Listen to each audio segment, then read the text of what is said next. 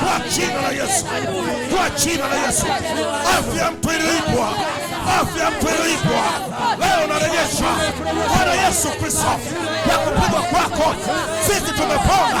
Natangaza leo kama nabii wa Bwana, kwa jina la Yesu narejesha kumbukumbu, kila kumbukumbu iliyoibwa leo narejesha sasa.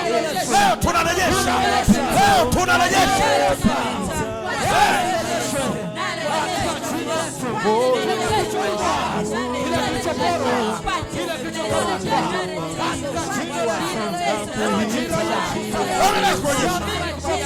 Rejesha kwa jina la Yesu, kwa jina la Yesu, kwa jina la Yesu, kwa jina la Yesu, kwa jina la Yesu, kwa jina la Yesu, kwa jina la Yesu. Saa ya urejesho, saa ya urejesho, majira ya Bwana. Mimi ni sauti inasema rudisha kwa jina la Yesu. Kuzimu achia, kuzimu ya ngani, kuzimu ya baharini, kujenja panda, kuzimu achia, nasema achia, nasema achia, nasema achia leo, nasema achia leo.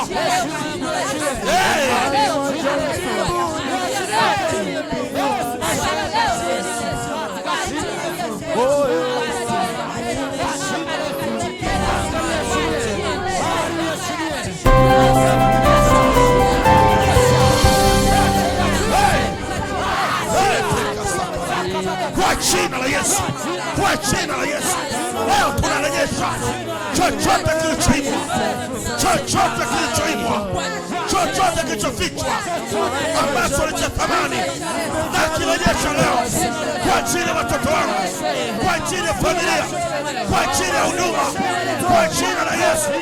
Sauti za ubaya, sauti za ubaya leo nanyamazisha, vikao vya ubaya, sadaka za waovu leo tunazinyamazisha kwa jina la Yesu, kwa jina la Yesu, kwa jina la Yesu, kwa jina la Yesu. Rejesha, rejesha leo, leo tunarejesha, leo tunarejesha, leo tunarejesha kwa damu ya Yesu, kwa damu ya Yesu, kwa damu ya mwanakondoo, kwa damu ya Yesu.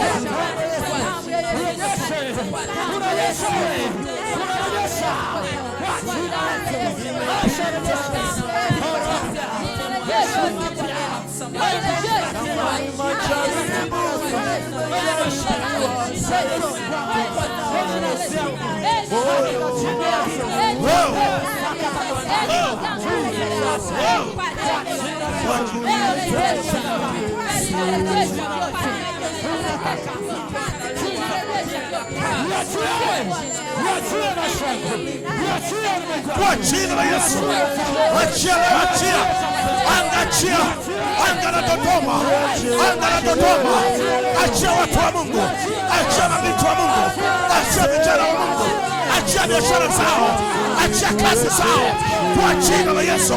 Wachawi, wachawi, waganga, majini, majini, mizimu, kwa damu ya Yesu, kwa damu ya Yesu, kwa damu ya Yesu. Nasema achia, nasema achia, nasema achia, nasema achia, nasema achia. Take it out.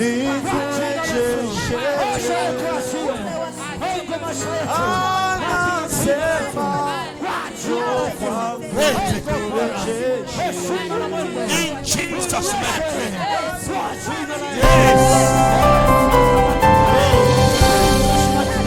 Sema Bwana Yesu, leo ni siku ya kwanza, leo ni siku ya kwanza ndani ya siku 21, ndani ya siku 21, siku ambazo za kinabii, siku ambazo ni za kinabii. Leo tunajenga msingi, leo tunajenga msingi, msingi wa matumaini, msingi wa matumaini, msingi wa matarajio makubwa, msingi wa matarajio makubwa. Maana imeandikwa, maana imeandikwa, ewe Tiam, umejengwa kwenye msingi imara wa mitume na manabii na Yesu Kristo.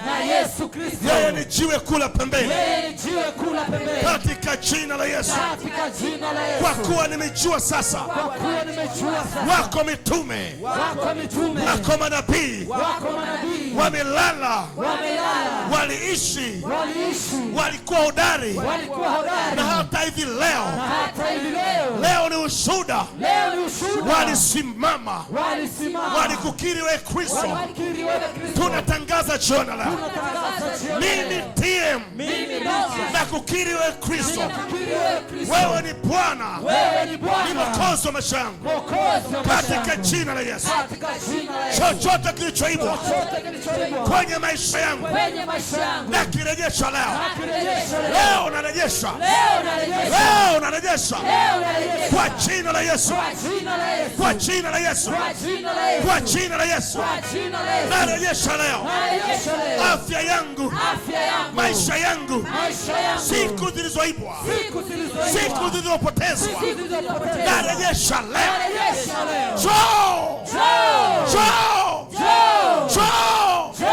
Kwa jina la Yesu.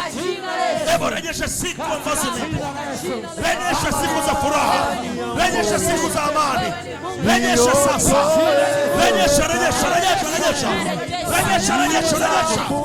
rejesha kibali chako kwa jina la Yesu.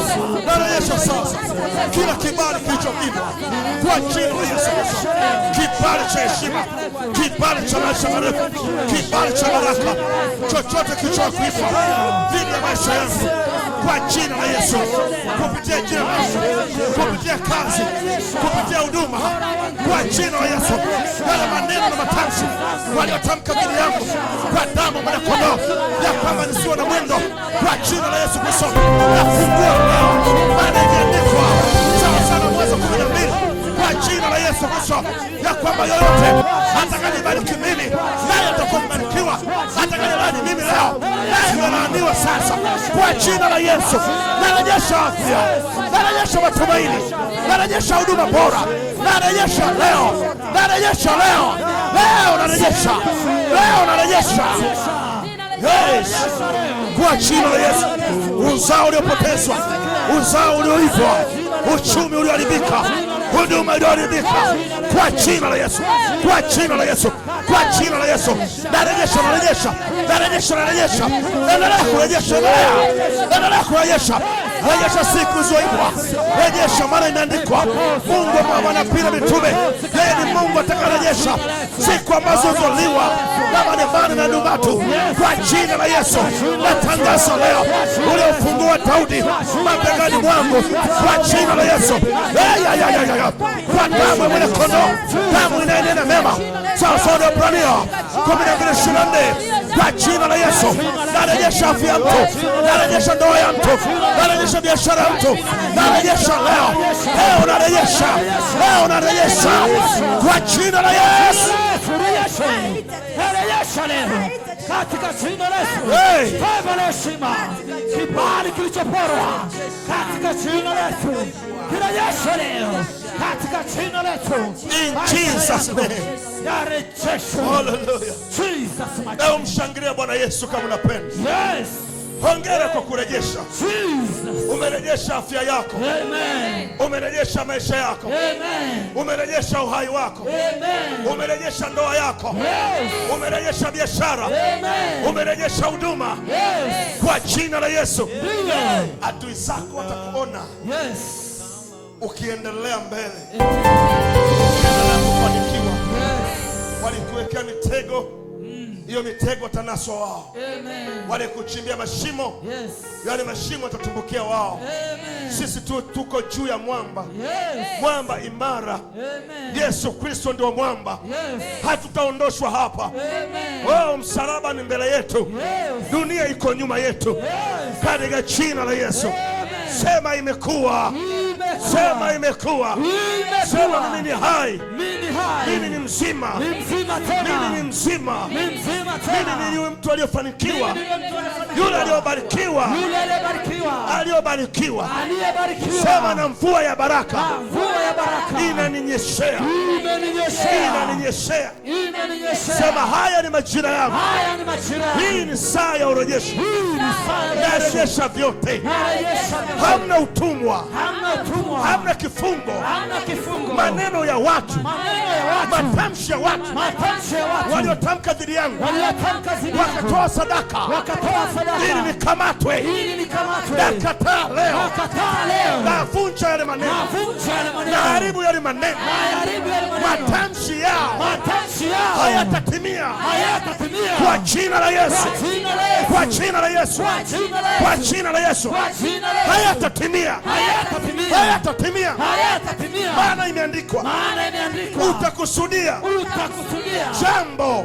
Jambo. Nalo litakuwa. Nalo litakuwa. Kwa jina la Yesu. Kwa jina la Yesu. Nimekusudia. Nimekusudia. Kubarikiwa. Kubarikiwa. Nimekusudiwa. Nimekusudiwa. Heshima tena. Heshima tena. Kibali tena. Kibali tena. Maongezeko tena. Maongezeko tena. Katika Kristo. Katika Kristo. Mwana wa Mungu aliye hai. Mwana wa Mungu aliye hai. Kwa kupigwa kwake. Kwa kupigwa kwake. Mimi nimepona. Mimi nimepona. Sisi tumepona. Sisi tumepona. Kanisa limepona. Kanisa limepona. Kwa jina la Yesu. Kwa jina la Yesu. Maneno yangu leo. Maneno yangu leo. Nayavesha mwili. Nayavesha mwili. Sawa sana Yohana.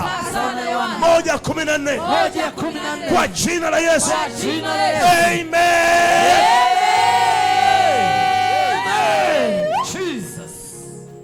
Hallelujah. Amen. Leo imekuwa ni siku nzuri na ni siku ya kwanza. Yes. Kwa kuwa imekuwa ni siku yetu ya kwanza ya maombi. Amen. Siku 24. Ongereni sana. Yes. Ambao mpo pamoja nami. Amen. Kwenye kipindi hiki cha saa ya urejesho. Na leo najenga msingi. Mungu akubariki sana wewe ambao umekuja. Na tunaamini kwamba tuna ndugu zetu wengi ambao wako online. Wakati tukiwa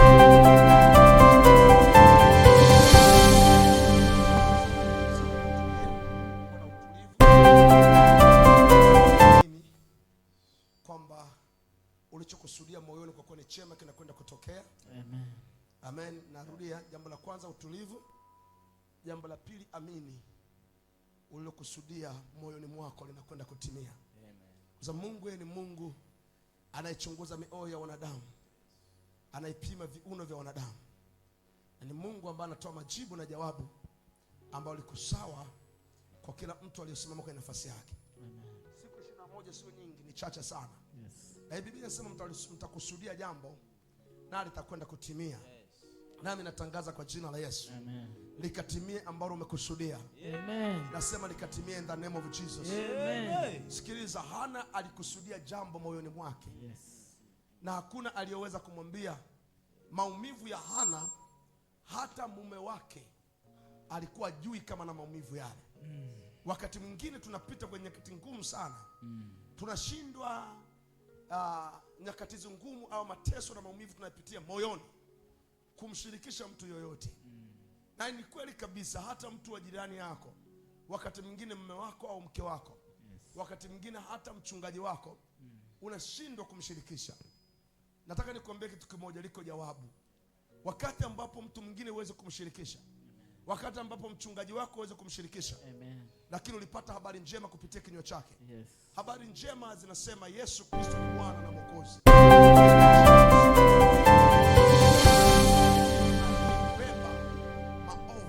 Alibeba jukumu ambayo mababa zetu walianzisha. Na hakuna suluhisho jingine. Yeye peke yake akaamua kuingia kwenye kifo cha aibu sana.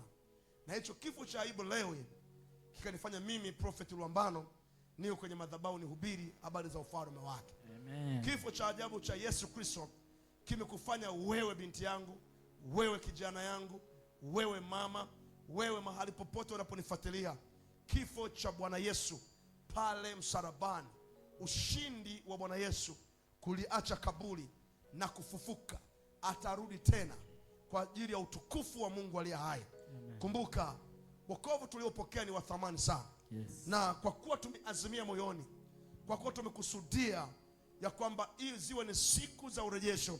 Mungu anakwenda kujibu. Amen. Mungu akakujibu in the name of Jesus. Amen. Mungu akakujibu in the name of Jesus. Amen. Wangapi wako tayari kujibiwa na Mungu aliye hai? Yes.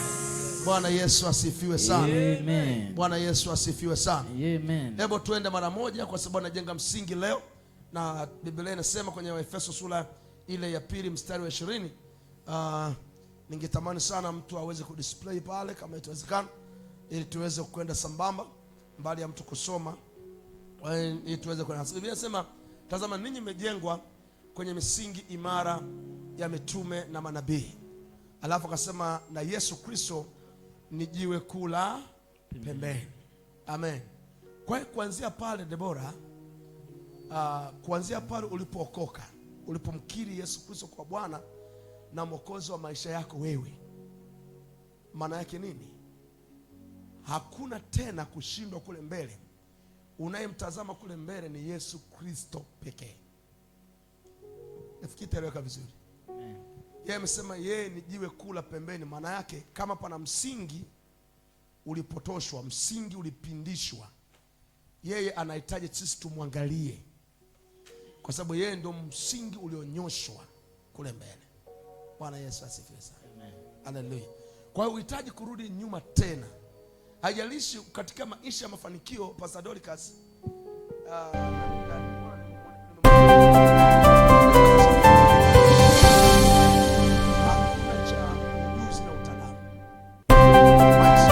ndani ya Yesu Kristo ni ule moyo uliokubali. Moyo uliokubali. Yaani moyo ukishakubali unaondoa kiburi. Unaondoa vyeti ambavyo tumevisoma darasani.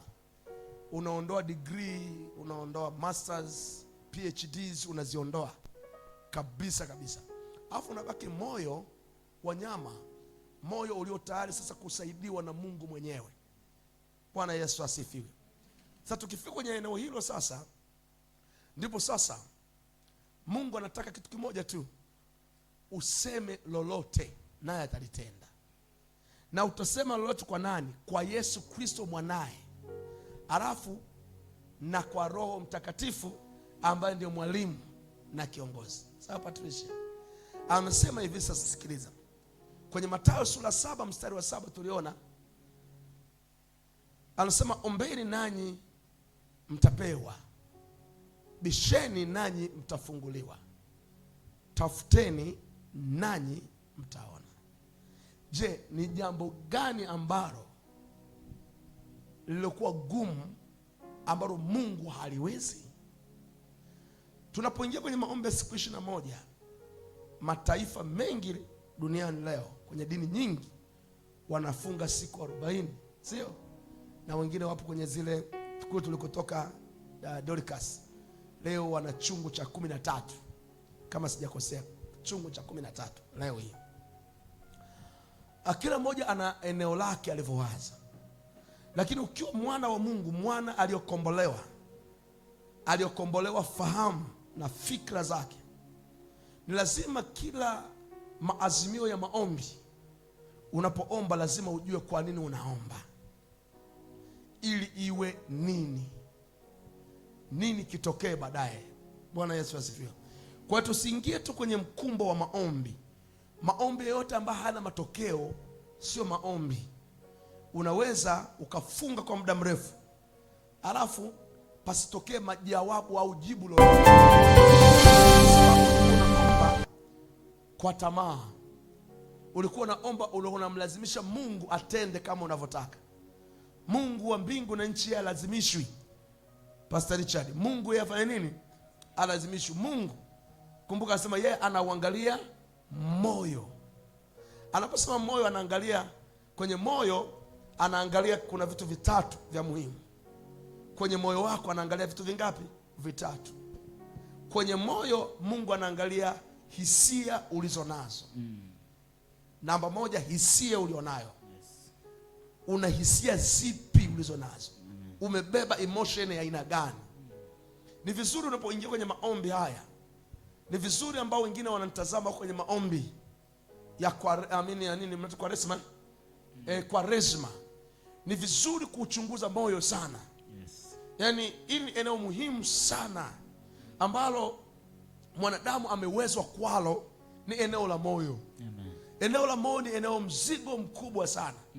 Yesu hakuja kuikomboa dunia. Yesu alikuja kwa ajili ya ulimwengu. Unapoelezea ulimwengu, unaelezea maisha ya hisia, maisha ya fikra, maisha ya mitazamo ya mtu, zile perception za mtu.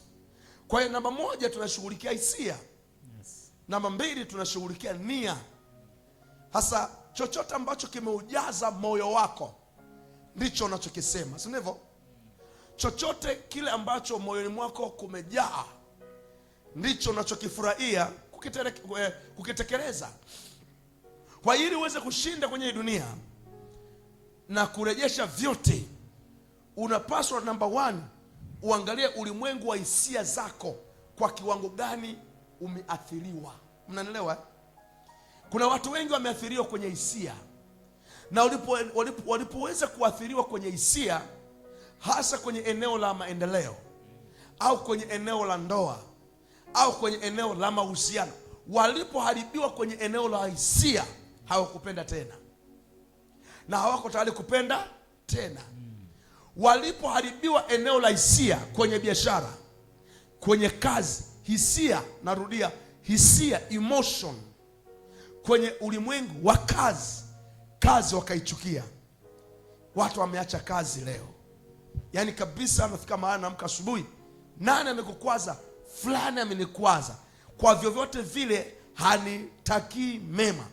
Mkurugenzi wangu amenigombeza sana. Unaona, hisia zinakupeleka sasa moja kwa moja kwamba mkurugenzi hakupendi. Ulishasahau kwamba Mungu anakupenda zaidi kuliko mkurugenzi. Ungesema amina na nguvu. Amen. Kwa hiyo watu wameacha kazi, watu wamefika mahali wameacha mahusiano kwenye ndoa zao, ameacha mke, ameacha mume, ulimwengu tu wa hisia. Yaani fika tu mahali anahisi kwamba mke wake tu hamheshimu, neno tu hamheshimu. Ni kwa sababu gani? Amebeba tabia za kimila, tabia za kingoni, tabia za maisha kadhaa. Kwa hiyo kulingana na yale maisha, mazingira yale, moja kwa moja anaamini kwamba hapendwi. Hapendwi. Unajua kuna familia zimezoea kupigiwa magoti, si ndivyo?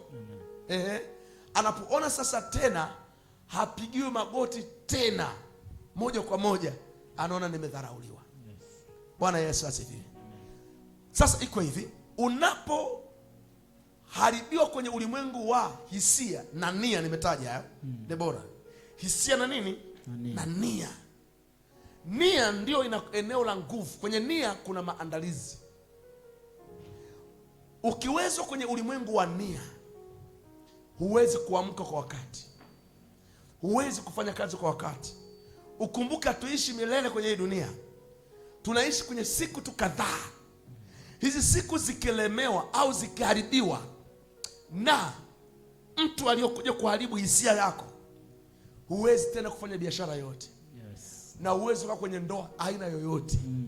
Kwa hiyo number 1, Mungu anasema sasa, linda sana moyo wako, si ndio? Kuliko vyote uvilindavyo. Yes. Katika eneo la kwanza kwenye mafundisho yangu ya kurejesha, nikasema utambulisho wako namba 1 kwenye maisha sio ndoa. Yes. Sio huduma nilionayo, sio kazi nilioajiriwa nayo. Utambulisho namba 1 TV.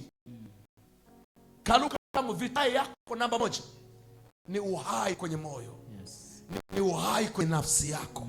Saidia kusema amina. Amen. Amen. Mtangu ananiambia mtoto anaumwa, si ndivyo? Nikakwambia sio mtoto bali ni wewe. Sawa?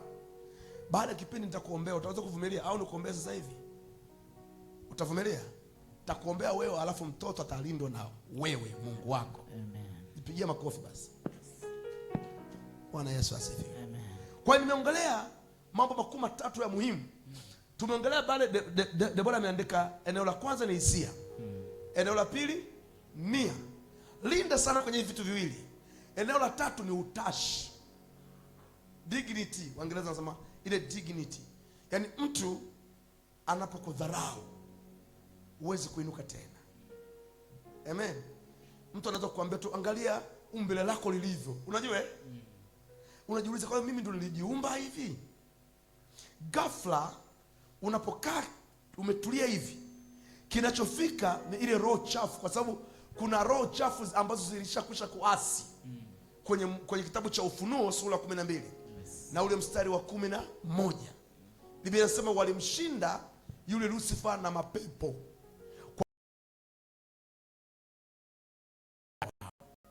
Kwa hiyo mapepo yamerushwa kaje duniani, na Yesu hakuishia pale. Nitakwenda kueleza sifa za Yesu. Yesu alipokuja duniani, number 1, alikusanya nguvu za mapepo na kuhakikisha kuziseta kuzimu. Akampeleka huyu anaitwa Lucifer kuzimu. Hasa kuzimu siku nyingi sana, kwa sababu ndani ya siku 21 nitazifundisha. Mnaogopa? Lazima umjue adui yako ili ujue silaha gani utatumia kumpiga. Usipomjua adui yako hutaweza kujua. Mwanangu, unaweza kupunguza sauti kidogo? Iko wapi? Sauti kidogo kupunguza, yani siwe echo ikaumiza sana, sababu pia na watoto hapa. Yes, hapa. Bwana Yesu asifiwe. Bwana asifiwe sana. Kwa hiyo sasa, eneo la 3 tumesema nini? Utashi. Unahitaji kila moja anapokuona kubariki akuambie umebarikiwa, sio? Akuambie wewe ni mzuri, akuambie wewe unafaa. Kila moja.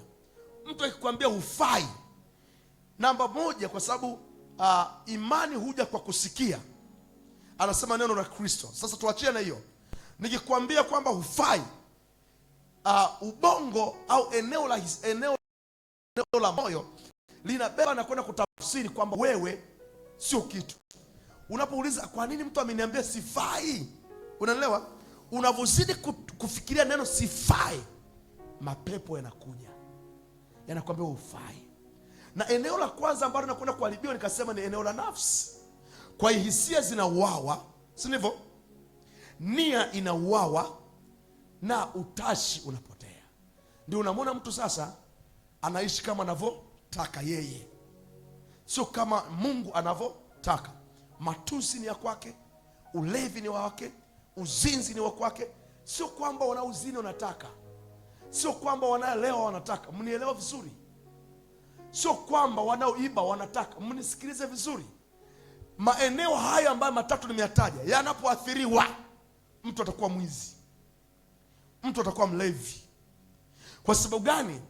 Utashi ukipotea, mtu anakuwa mlevi. Hisia za kujitambua yeye ni binti au ni kijana mwenye ufahamu, anaweza kafika mahali akajipoteza yeye mwenyewe. Hebu Mungu akupe neema ya kibali. Sema naweza mambo yote. Sema narudisha hisia zangu. Rudisha hisia zangu katika Kristo. Katika Kristo. Sema katika Kristo. Katika Kristo. Narudisha hisia. Ninarudisha hisia kwa jina la Yesu. Kwa jina la Yesu. Hivyo Pastor Dorcas, unajua kwamba wewe uliumbwa siku moja na Adamu? Unajua hilo? Unajua uliumbwa siku moja na Adamu? Unajua? Unajua huyu dogo, nyosha mkono, huyu aliumbwa siku moja na nani? Huyu ana miaka mingi sana. Mnielewi? Ngoja niwaeleze kidogo. Twende Mwanzo sura ile ya 1 mstari wa 26. Biblia inasemaje? Afu tutakwenda kwenye title, tutakuja kwa nini sasa tunafikia level hii na tunaisha. Andika kwamba mimi niliumbwa siku moja na nani? Na Adamu. Bali siku na tarehe ndizo ambazo zimetofautiana. Narudia, nilifundisha kwa habari Pastor Julius, nilifundisha kwa habari ya majira, nikafundisha habari ya muda, mnakumbuka? Season, time. Nikafundisha habari pia ya nafasi, chance. Nikafundisha habari ya nini tena? Opportunity, kwa maana ya fursa. Sasa Mungu alichokifanya, wote tunaonekana leo, wote Engineer Elvis tuliumbwa siku hii moja, isipokuwa tarehe na siku Mungu aliziweka package. Mimi na Alfred tuliumbwa siku hii moja. Mungu akanifanya mimi niwe baba, Alfa awe nani? Mtoto. Jipigeni makofi basi. Amen.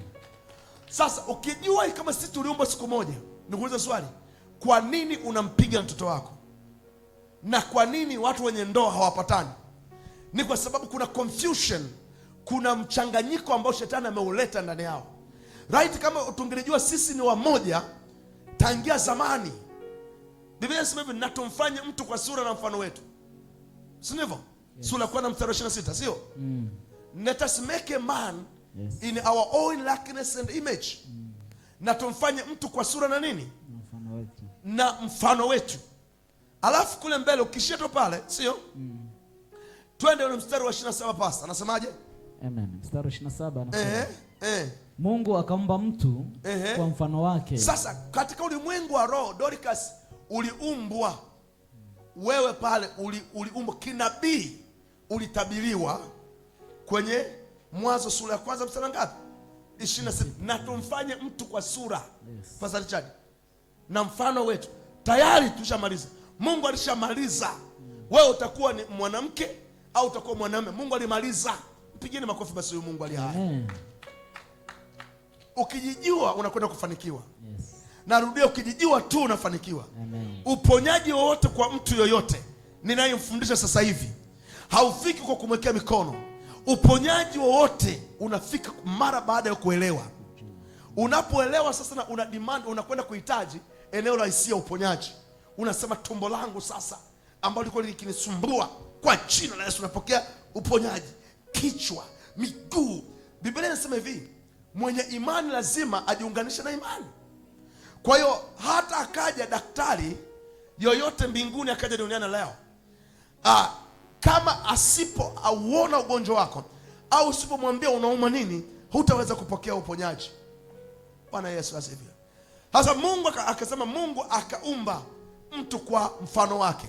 Kwa mfano wa Mungu alimuumba mwanadamu na mwanamke aliwaumba. Unaanza kuona sasa, alikwisha kuwaumba, alikwisha kutuumba sisi kwenye ulimwengu wa roho. Tukaja kuonekana pale ulimwengu wa mwili sasa kwenye Mwanzo sura ya 2 mstari wa 7. Shangilia Bwana Yesu. Amen. Twende pale. Biblia inasema Bwana Mungu akamfanya mtu kwa mavumbi ya ardhi. Kwa hiyo akamchagua kwanza Adamu aonekane. Akamwacha Pastor Noah. Akamwacha Pastor Richard. Atazaliwa miaka kadhaa ijayo. Lakini tayari ulishaumbwa. Tayari ulishatabiriwa. Kama unaandika ungeandika mimi nimetabiriwa kinabii kwa ajili ya kumiliki na kutawala. Sasa swala la kutawala na kumiliki au kuongezeka, Mungu alikwisha kuliweka kwenye Mwanzo sura ya kwanza 28. Turudi pale Mwanzo 1:28. Twende pale afu nitakwenda haraka afu twende tuachilie uponyaji kwa maelfu wanaotutazama sasa. Mshangilie Bwana Yesu. Amen. Haleluya. Amen. Naomba unielewe sana, ukinielewa utafanikiwa sana. Sio hivyo? Amen. Bwana Yesu asifiwe. Amen. Ukinielewa utafanikiwa sana. Sasa Mwanzo ile sura ya kwanza mstari wa 28. Asa Mungu akawabariki. Unaweza kuona? Yes. Mwanzo 1:26 nasema na tumfanye mtu kwa sura na mfano wetu, sio? Wakafanywa Pastor Richard. Wakawepo. Sisi tayari tunasema sisi tulikuwepo. Amen. Amen. Tulikuwepo na kina Adamu. Pigeni makofi basi. Amen. Ulikuwepo na kina Hawa. Tulikuwepo na kuna watu wengine wapo kule wanasubiri muda wao. Wengine wanaongea sasa hizi wanazaliwa sasa hivi. Muda huu sasa hizi kule mama yuko reba anazaliwa mtoto. Lakini aliumbwa pamoja na nani? Na Adamu. Yes. Jamani, alikuwepo. Sasa lazima ujue. Usipojua huwezi kuhitaji kilichopotea. Yes. Kwa sababu maombi yetu sisi tumesema ni siku 21 za urejesho. Yes. Usipotambua kwamba ulikuwepo, hautaweza kudai afya. Yes. Ambayo mizimu na mashetani inaharibu afya yako. Amen. Wewe ulikuwepo kabla ya wao. Yes. Wewe ulikuwepo kabla ya majini. Ulikuwepo. Amen. Bwana Yesu asifiwe. Amen. Akawabarikia, akawaambia zaeni mkaongezeke, mkaijaze nchi na kuitisha, mkatawale samaki wa bahari. Hasa kiwango cha kumiliki na kutawala kiko ndani ya mtu kwenye uelewa wake. Ambapo tumesema maamuzi yote yanatolewa kwenye moyo au nafsi ya mtu. Umekusudia nini? Umekusudia nini? Unaponisikiza kwa makini unashangaa uponyaji unatokea. Amen. umekusudia ni kwenye moyo wako, unaanza kusema. Unaposema neno linavaa mwili, kwamba ugonjwa huu si wa kwangu, aibu hii si ya kwangu, watoto wangu hawataumwa tena, hawatakuwa utumwani, watoto wangu hawatarudishwa shule, mimi sitakosa fedha, kwa sababu ahadi zote za Mungu ziko. Kwa mfano, Mungu amesema fedha na dhahabu ni mali yake. Wewe ni mali ya nani? Ya Mungu. Ipo na haja kupiga kelele? Hapana. Pana haja kusema Mungu naomba hela? Pokea upako kwa jina la Yesu. Amen. Sikiza, kuna mtu anaelewa hapa? Amen. Kama afya ni ya Mungu, pana haja kusema Mungu nijalie afya? Maana unahitaji kurejesha. Yes. Maana kuna kitu hakiko sawa. Anaelewa, sema amina nguvu. Amina. Kuna kitu hakiko sawa. Hakiko sawa kwenye afya. Hakiko sawa kwenye fedha. Haiko sawa. Unasema narejesha. Maana ziko ahadi za asili ambazo nilipewa na Baba.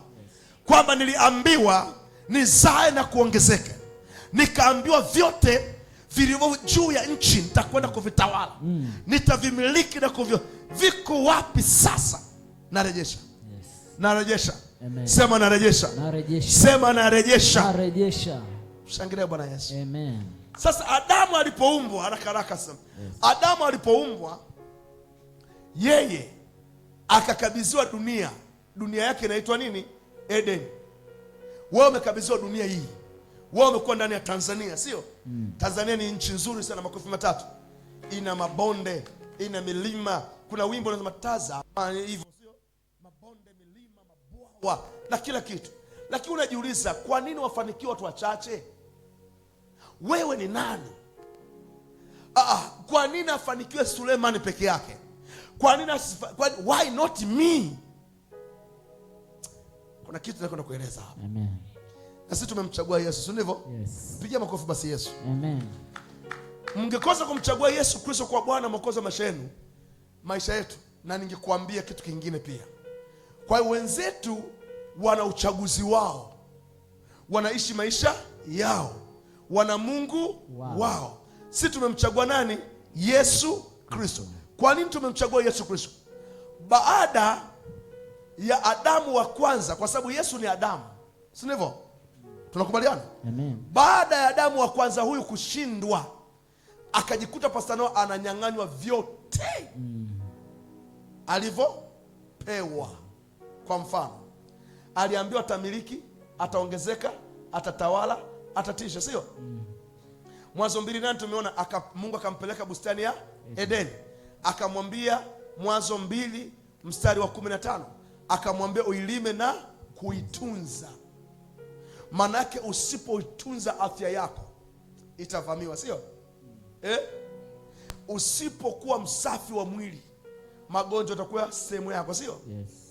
Usipokuwa mwombaji mzuri katika ulimwengu wa roho, manake viumbe vya kiroho vitakuvamia. Tunakubaliana vizuri hapo? Kwa hiyo Mungu alimwambia wewe uilime hiyo bustani, manake uipalilie, manake uhakikishe kwamba hakuna adui ataingia hapo. Mwanzo 2:15. Biblia inasema hivi, baada ya vitu vyote vilivyotokea, Adamu akaona sasa ni raha, akampata mwanamke kutoka kwenye ubavu wake. Huyu mwanamke akamwita nani? Akamwita Eva, akamwambia huyu ni mama wa watoto wengi. Maisha yakaendelea.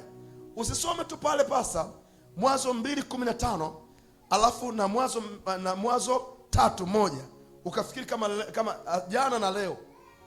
Ni miaka mingi ambayo imepita. Bwana Yesu asifiwe. Amen. Ni miaka mingi ambayo imepotea pale. Yaani waliishi kwa viwango vikubwa muda mrefu, wakara starehe zote, wakaishi kwenye ahadi zote. Adamu na Hawa waliishi, tuwapigia makofi vizuri. Amen. Walifanikiwa, walikaa vizuri kwenye ile Eden. Jiulize wewe, una hiyo Eden yako ambayo ndio hiyo dunia, ni kwa kiwango gani unapata shida? Kwa kiwango gani? Nitakwenda kupa majibu. Huhitaji kuwa na shida tena. Huhitaji kupoteza tena. Amen. Huhitaji kulia tena. Amen. Huhitaji kuwa gerezani tena. Amen. Kuna jawabu linakwenda kutokea hapa. Yes. Nasema kuna jibu linakwenda kutokea sasa hivi hapa. Wote wananifuatilia mahali popote mitandaoni. Amen. Kuna jibu la kwake linakwenda kutokea sasa. Amina. Unachopaswa kujua, unazo ahadi za asili. Kwa hiyo sasa huombi tena, Unapokuwa ndani ya Kristo maana umepata kibali. Kwa damu yake ya thamani. Wewe huombi tena bali unalazimisha, unanyang'anya. Ndio maana unasema nalazimisha afya yangu kwa jina la Yesu. Ewe kuzimu achia. Ewe mashetani achia. Nalazimisha fedha ije kwa jina la Yesu. Maana fedha sio kwako kuzimu. Fedha sio kwako shetani. Fedha ni ya Mungu aliye hai. Nitafanya kazi na itakwenda kubarikiwa. Nitalima, nitapanda, nitavuna. Nitafuga, mifugo itaongezeka. Naam, itanipa fedha. Ananielewa ngesema mimi na nguvu. Amina. Inahitaji ufahamu sana. Inahitaji utulivu sana. Hebu Mungu akupe utulivu. Nani yuko tayari kupokea utulivu huo? Amen. Sasa sikia, tumetoka pale kwenye Mwanzo 2:15 na kuendelea, sio? Nini ambacho Patricia mpaka hivi leo tunapata shida leo hii kwenye dunia? Kuna jambo moja. Eneo ambalo linaathiri mwanadamu kuto kulijua ni eneo kuu hili tumesema moja, ambalo ni chemecheme ya nini? Ya uzima wako. Hujalilinda. Unapolinda moyo wako, vitu vyote vinakuwa salama. Luka 11:20-22. Unapolinda moyo wako, unaposema hivi, nimezaliwa mara moja na nitakufa mara moja, lakini sitakufa maskini. Tukubaliane, sio? Maana yake nitafanya kazi kwa bidii, nitafanya kazi kwa maarifa, sio? Lakini sitaungana na watu wasiofaa. Juzi nilisema tafuta watu ambao waliofanikiwa, sio? Hao ndio wao marafiki zako. Kwa jitihada zako Mungu lazima zibariki. Hamna mtu mwenye jitihada ambaye Mungu hambariki. Unless otherwise uko nje ya wito wake, uko nje ya njia zake. Naamuru kwa jina la Yesu Kristo, nia iliyo tayari ibarikiwe. Ubarikiwe sasa. Nasema be blessed right now. Nasema be blessed right now. You are highly favored in the name of Jesus. Ubarikiwe sana. Anasemaje Biblia? Anasemaje baba hapo? Biblia inasema mtu mwenye nguvu, aliyejifunga silaha zake, alindapo nyumba yake, vitu vyake viko salama. Alindapo moyo wake. Mtu aliyeokoka, aliyokubali kutakaswa, akakubali kuongozwa na Roho Mtakatifu, alindapo, anzishapo biashara yake, sio? Anzishapo biashara yake, wateja sahihi ni haki yake. Wateja sahihi ni haki yake. Aliyeajiriwa na bosi yoyote lazima iwe tofauti. Wewe lazima uwe kipekee, kwa sababu number one, ile kazi ufanye peke yako. Number one, ile kazi unafanya na Mungu mwenyewe. Mwanae Yesu Kristo, afu na Roho Mtakatifu. Bwana asifiwe. Sasa ikaja Mwanzo sura ya 3 mstari wa 1 mpaka wa 8. Moja kwa moja tu pale Biblia inasema kwamba Adamu akapoteza. Tuangalie kidogo, nisome kwa utaratibu afu nije hapo. Nguvu ya msalaba. Mshangilie Bwana Yesu. Nguvu ya nini? Ya msalaba. Tutakuja pale. Basi nyoka alikuwa mwelevu kuliko wanyama wote wa mwitu aliwafanya Bwana Mungu. Akamwambia mwanamke, ati hivi ndivyo alivyosema Mungu? Kumbuka nilisema mapema, Patricia, adui shetani, yeye mara baada ya kutupwa kutoka kule mbinguni, alipokuja duniani, wala hana wivu na mwili wako. Tunaona vizuri? Shetani hana wivu na nini? Tukubaliane wote. Shetani hana wivu na mwili wako. Kwanza anajua kwa sababu huu mwili ni matope, ni mavumbi. Anajua hilo. Shetani wivu wake ni ule moyo wako, kupiga moyo wako. Shetani ana wivu na moyo wako. Ndani ya huu moyo unawazaga kuwa tajiri fulani, aliyofanikiwa, mama wa maombi, mama wa watoto wengi. Umeelewa vizuri? Yeye hataki, kwa sababu shetani yeye kiu yake ni yeye aabudiwe. Yeye akuaminishe kwamba yeye ni Mungu. Tunaona vizuri hapo? Wangapo tunaelewana? Tunakumbuka Adamu wa kwanza ndio huyu aliishi miaka 930. Alafu akapoteza kwa kula tunda. Aliodanganywa na nani? Na huyu nyoka kupitia Eva. Moyo ni mdanganyifu sana kuliko vitu vyote ambavyo Na una ugonjwa wa kufisha. Na una ugonjwa wa kufisha. Yes, unao ugonjwa wa kufisha, maana ugonjwa wa kudanganya usiowewe katika jina la Yesu. Amen. Nasema usiowewe katika jina la Yesu. Amen. Sema naondoa ugonjwa wa kufisha. Ugonjwa wa kufisha kwenye moyo wangu. Kwenye moyo. Kwa jina la Yesu. Ugonjwa wa kufisha ulioletwa na mizimu, ulioletwa na mashetani, kwa jina la Yesu uondoke sasa. Uondoke sasa. Sema toka. Toka. Toka ndani yangu. Toka ndani yangu. Sema toka ndani yangu. Toka ndani yangu. Sema ondoka. Ondoka. Kwa jina la Yesu. Kwa jina la Yesu. Kwa jina la Yesu. Kwa jina la Yesu. Sema ondoka. Sema ondoka. Ondoka. Sema ondoka. Ondoka. Sema ondoka. Ondoka. Kwa jina la Yesu. Kwa jina la Yesu. Shangilia Bwana Yesu. Amen. Tunaondosha ugonjwa wa kufisha ndani ya mtu kuanzia sasa. Utaenda kufanya biashara, itafanikiwa. Sema itafanikiwa. Amen. Kwa nini? Kwa sababu ni sauti ya nabii. Biblia inasema kwa sauti ya nabii Israeli ilitolewa utumwani.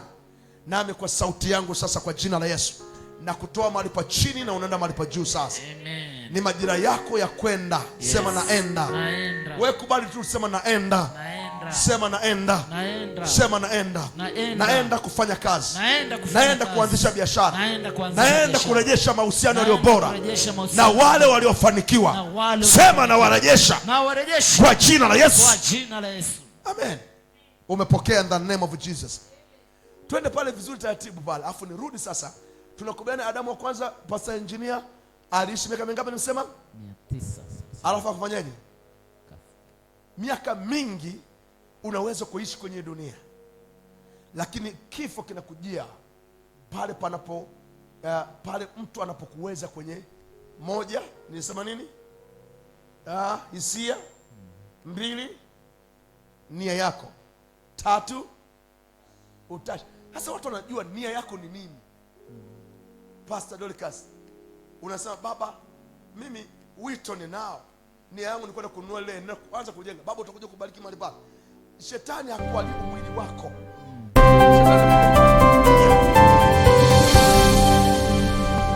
Nia. Mimi mtu mmoja angenielewa, ningempata zawadi. Amina. Nia. Usikubali kwanza kuombewa na mtu yoyote. Anza kukubali kuelewa. Kaa chini ufundishwe. Elewa afu anza kuomba mwenyewe. Anza kusema mwenyewe. Amen. Yes. Kila neno linavaa mwili. Sema itakuwa kesho na itakuwa. Kwa sababu neno linavaa mwili. Biblia inasema tutoke pale ndipo dhiki na shida zikaingia. Kwa hiyo Adamu ambaye ndio baba yetu wa mwanzo akapoteza ahadi za Mungu. Kwa hiyo mwanangu, kutiisha, kumiliki, kuongezeka, kuijaza nchi ikafanya nini? Maisha yalikuwa ni mabaya kuanzia pale. Heshima ilikuwa hamna. Watu wakaingia kwenye ulevi. Unakumbuka nikasema mtu akipoteza nia, hisia na utashi hawezi kuhimili ulevi. Hawezi kuhimili nini? Uzinzi. Hawezi kuhimili nini? Uongo. Hawezi kuhimili hicho. Akipoteza hapo hawezi. Kwa hiyo Biblia inasema, ukiangalia tuangalia mlango wa 4. Mwanzo mlango tu wa 4. Kaini na Habili, sio? Biblia inasema Kaini akamwinukia nani? Habili ndugu yake. Akamuua. Yes. Mungu anasema, akamwambia nasikia sauti ya nini? Ya damu. Ya nduguyo inanililia. Yes. Kutoka ardhini. Kiburi cha Kaini anasema, kwani kwani mimi ni mlinzi wake? Yes. Hebu angalia, Mungu anampa nini? Laana, kasi. Laana ikatokea pale. Kwa hiyo laana zilianzia mahali pale toka mtu alipokataa kulinda moyo wake, kulinda nafsi yake.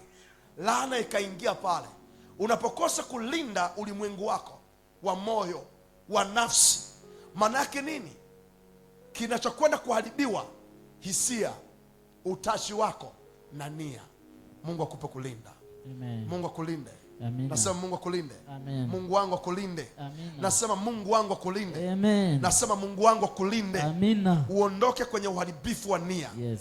Uondoke kwenye uharibifu wa utashi. Amen. Mungu akupe utashi mpya. Amen. Mungu akupe nia mpya. Amen. Mungu akupe kuwaza kupya. Amen. Kwa jina la Yesu. Yes. Shangilia Bwana Yesu kama unapenda. Amen. Put a hand with Jesus Christ. Yes. Sasa nini kinaendelea pale? Adamu alipopoteza na vizazi vyake vyote vikapotea. Kila mmoja mwanangu aliishi kwenye dhiki. Aliishi kwa nguvu zake. Ukienda pale Mwanzo sura ya 6 pasta. Wakina Nuhu wanatokea, si ndivyo? Yes. Wanaishi vizuri. Mungu anasema na mtu mmoja. Kumbuka. Ukienda Mwanzo sura ya 7 mstari wa 1 mpaka wa 3 mstari wa 3, Mungu anamwambia Nuhu, nitafutie, sawa, nitengee viumbe tofauti tofauti. Yes. Viwe ni mbegu. Unatoka pale. Maisha yakawa ni magumu. Watu wakaanza kuzini, watu wakaanza kulewa. Mnakumbuka vizuri? Mungu akachukizwa na hayo. Na dunia leo, unawaona leo, tuna mambo yanafanyika kwenye dunia. Mungu anakerwa, Mungu anachukizwa sana. Lakini Mungu anatafuta mtu mmoja. Mtu mwingine, mtu mwenyewe ni wewe, inawezekana. Amen. Mtu mmoja ambaye tayari kulinda moyo, kulinda nafsi yake. Hasa nini kinatokea? Miaka mingi inapita, Yesu anazaliwa. To make a story short. Yesu anazaliwa, na Yesu anazaliwaje?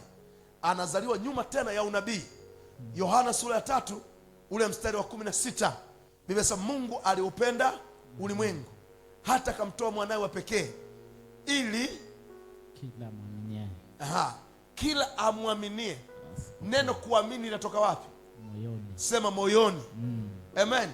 Kwa maana hiyo huwezi kumwamini Yesu, huwezi kumwamini huyu Kristo ambaye ni Adamu wa pili, sawa, kwenye mwili. Kwa hiyo Yesu anautaka moyo wako. Yes. Shangilie basi. Amina. Yesu anataka aingie wapi? Moyoni. Na kwenye moyo nikasema kuna hisia, yes, nia na utashi. Yesu anataka sasa akontrol hisia zako. Maana kuna hisia zimejeruhiwa. Umezaliwa umekuta mama yako anapigwa. Umezaliwa umekuta baba yako ni mlevi. Yes. Umesoma kwa shida. Nyuma ya kusoma kwa tabu, hisia zikaharibiwa. Nia ikaharibiwa. Utashi wako ukavurugika. Maisha yakawa ni magumu kabisa. Lakini Yesu anakuita kwa upole tena. Amen. Anasema kila aliyempokea yeye, Yesu Kristo, akafanyika kuwa mwana wa Mungu. Maana yake unapofanyika kuwa mwana wa Mungu, unakuwa mtu wa ahadi. Yes. Anairithi zile ahadi za kimungu. Ahadi hizi ni zipi? Ahadi ni zile kwenye Mwanzo sura ya 1 mstari wa 28. Bwana Yesu asifiwe. Hebu pokea kwa jina la Yesu. Amen. Receive now in the name of Jesus. Amen. Naongea na maelfu, pokea hizo ahadi kwa jina la Yesu. Yes. Pokea hizo ahadi in the name of Jesus. Amen. Umaskini sio sehemu yako. Umaskini ni dhana. Hiyo dhana inakwenda kukaa kwenye nafsi. Na ikishaenda kuharibu nafsi yako, make dhana inakwenda kuharibu hisia. Dhana inakwenda kuharibu utashi. Dhana inakwenda kuharibu nia. Moja kwa moja unajikuta umeingia kwenye wingu baya la umaskini. Amen. Bwana Yesu asifiwe. Amen. Sasa Yesu alipokuja, yeye alizaliwa kama wanadamu wengine walivyozaliwa, lakini alikuwa na mission. Alipewa mission. Alikuwa na nini? Na mission. Wito wake umeambatana na mipango mikubwa kabisa kabisa. Nini kinaendelea pale? Biblia inasema mtoto akakua, akaongezeka kimo na maarifa. Akaanza kumtumikia Mungu kwa matendo makuu, kwa mifano mingi. Biblia inasema katika makuzi yake Yesu, the word ilizidi kukua. Alipofika miaka 30, Yesu sasa akaanza kujitambulisha kwamba kusudi la yeye kuja hapa duniani ni nini. Bwana Yesu asifiwe. Amen. Kusudi lake ni nini? Kusudi yeye ni kuhakikisha anatengeneza njia. Anatengeneza njia kwa nini? Ili waliokufa wasiendelee kufa. Amen. Wawe hai tena. Amen. Bwana Yesu asifiwe. Amen. Mahali ambapo pamekosa njia, yeye akasema mimi ni njia. Akasema mimi ni njia, uzima na kweli. Basi mtu hataweza kubarikiwa, mtu hata kwenda kwa Baba pasipokuwa mimi. Hebu just imagine sasa. Alipofika miaka 30, engineer, nini kinaendelea? Anasema hivi, Yesu Kristo sasa, Luka sura 4 twende. Luka sura ya 1 mstari wa 1. Yesu Kristo sasa akaanza safari za kitume. Alianza akiwa bado mdogo, ndani ya miaka 8 hapo, lakini udhihirisho wa kazi zake zikaja kuonekana miaka 30, ile miaka 3. Kipindi chote Yesu alikuwa anafanya kazi kama kawaida. Alikuwa anafanya kazi kama kawaida. Fundi seremala mzuri, ametengeneza sturi nyingi, ametengeneza meza nyingi. Wewe ni nani unataka kufanya hivyo? Shida za wakati anafanya hizo kazi zote, akiwatazama watu wote hivi, wanakuta ni watu walioibiwa, watu waliokatizwa, watu ambao wamenaswa kwenye matope, watu ambao amen wamekuwa magerezani. Biblia inasema sasa, anasema na waona watu wengi wana macho lakini hawaoni, wana masikio lakini hawasikii. Akaenda sasa, akaja sasa kwenye assignment, kwenye kutekeleza jukumu lake Bwana Yesu. Akaja hapo kwenye Luka sura ya kwanza, sura 4 ule mstari wa kwanza, ndio tutaendelea. Anasema hivi, na Yesu hali amejaa nini? Roho Mtakatifu, sio? Alirudi kutoka Yordani. Akaongozwa na Roho kwa muda wa siku. Akaongozwa na nani? Na Roho. Kwa muda wa siku ngapi? 40 nyikani. 40 nyikani. Kwa kipindi chote Pastor Dorcas anatafuta waliopotea, anatafuta waliokuwa magerezani, anatafuta walioibwa, anatafuta waliokerwa, anatafuta waliokatishwa tamaa. Hasa huyu ni Adamu wa pili. Adamu wa pili ambaye ni Yesu Kristo, makofi matatu kwake. Amen. Aliishi miaka 33 tu. Basi Adamu wa kwanza aliishi miaka mingapi? Tunasema 930. Hebu just imagine, akaishia kwenye udongo, hakuinuka, akaishia mbegu kama mbegu iliyooza ambayo haikufufuka. Adamu wa pili sifa zake ni hizi ambazo nitaendelea kwa muda mfupi, afu tutaendelea kuombea na kutabiri kwa vitu vichache vya muhimu. Na wewe umepata bahati leo, sema amina. Amina. Bwana Yesu asifiwe. Amen. So Adamu wa pili aliishi miaka 33. Kwa kipindi kile chote, baada ya kujazwa Roho Mtakatifu, Biblia inasema akaongozwa na Roho kwenda nyikani. Neno nyikani mahali ambapo ni dry season, ni dry area, ni eneo ambalo ni kame, eneo ambalo huwezi kutabiri vitu vikatokea. Bwana Yesu asifiwe. Yesu anakwenda mahali ambapo ni pakame kabisa. Anakwenda kuonesha kwamba eneo la jangwa linaweza kutokea maji. Eneo la jangwa mtu anaweza kujenga. Eneo la jangwa mtu anaweza kaonekana kuwa bora. Mimi nimekuja ili wawe na uzima tele. Hey, mimi nimekuja ili wawe na uzima tele. Akasema tendo Yohana 10:10, akasema bali mwivi haji isipokuwa kwa kuua, sivyo? Kuchinja na kuharibu. Ametaja kuua, kuiba, kuchinja na kuharibu. Bali mimi nalikuja, anasema mwivi haji ila aibe na kuchinja na kuharibu. Mimi nalikuja ili wawe na uzima. Sema niwe na uzima. Niwe na uzima. Nisaidie kusema niwe na uzima. Niwe na uzima. Nisaidie tena kusema niwe na uzima. Niwe na uzima. Sema niwe na uzima. Niwe na uzima. Kwa jina la Yesu Kristo. Kwa jina la Yesu. Naita uzima kwenye nafsi. Naita uzima. Sema naita uzima kwenye nafsi. Naita uzima kwenye nafsi. Sema ewe nafsi yangu. Ewe nafsi yangu. Pokea afya njema. Pokea afya njema. Pokea kuaminiwa. Pokea kuaminiwa. Kwa jina la Yesu. Kwa jina la Yesu. Kwa jina la Yesu. Kwa jina la Yesu. Natangaza leo. Ninatangaza leo. Kuaminiwa tena. Kuaminiwa tena. Mahali ambapo sikuaminiwa. Kwa jina la Yesu. Kwa jina la Yesu. Niaminiwe leo. Niaminiwe leo. Kwenye biashara yangu. Kwenye ile biashara yangu. Kwenye kazi yangu. Kwenye kazi yangu. Kwenye ndoa. Kwenye ndoa. Kwa jina la Yesu. Kwa jina la Yesu. Niaminiwe sasa. Niaminiwe sasa. Umeaminiwa in the name of Jesus. Amen. Bwana Yesu asifiwe. Amen. Yesu akaanza makarate pale. Twende Luka sura 10. Haraka haraka pale. Yesu akaanza nini? Makarate. Fujo zikaanza. Akaja akawachagua tena shara. Huyu ndio Yesu ambaye namjua mimi, ambaye mpaka leo anafufua. Sema amina. Amina. Mpaka leo anafanya nini mwanangu? Pokea upako huu. Yes. Mpaka leo anafanya nini mwanangu? Anafufua. Anafufua. Usihubiri mtu mwingine, habari za mtu mwingine. Hubiri Yesu Kristo Mnazareti. Yes. Yesu aliyokufa, akafa pale Kalvari msalabani, akashushwa mwili wake, akapelekwa kwenye, akazikwa, akakaa siku 3, kaburi likamkataa, yeye akafufuka. Akasema kama mlivyoniona ndivyo nitakavyorudi. Yes. Nami nimewapeni mamlaka. Mtakanyaga nge na nyoka, nao hawatawazuru. Receive now that power. Pokea sasa hiyo nguvu. Kwa jina la Yesu. Pokea. Yes. Pokea kwa jina la Yesu. Haijalishi kwamba inawezekana nge akawa ni mshirikina, akawa ni mchawi, kwa jina la Yesu akanyagwe kwa miguu yako. Miguu yako ya kiroho akanyagwe. Leo atakanyagwa. Nasema siku 21 lazima kanyagwe. Sema lazima nikakanyagwe. Lazima kanyagwe. Lazima kanyagwe. Sema lazima kanyagwe. Lazima kanyagwe. Kwa jina la Yesu. Kwa jina la Yesu. Umemkanyaga in the name of Jesus. Amen. Hallelujah. Biblia inasema akawaita wale tenashara. Akawaita tenashara. Akawapa mamlaka. Akawaambia nendeni duniani kote. Nendeni mkahubiri injili. Watakao amen amini na kutubu. Amen. Watakao amini na kutubu. Waongozeni hayo ambayo mimi nimewaambia. Biblia inasema tenashara wakatawanyika. Ule Luka sura 10 ule mstari wa 17 mpaka 22. Twenda pale 17 mpaka 22. Anasema nini? Kuna maelekezo pale hapa. Ni muhimu sana Dorcas kujua maelekezo. Wokovu tulionao ndani ya Kristo ni mzuri sana. Unafanyika kuwa tajiri wewe muda si mrefu.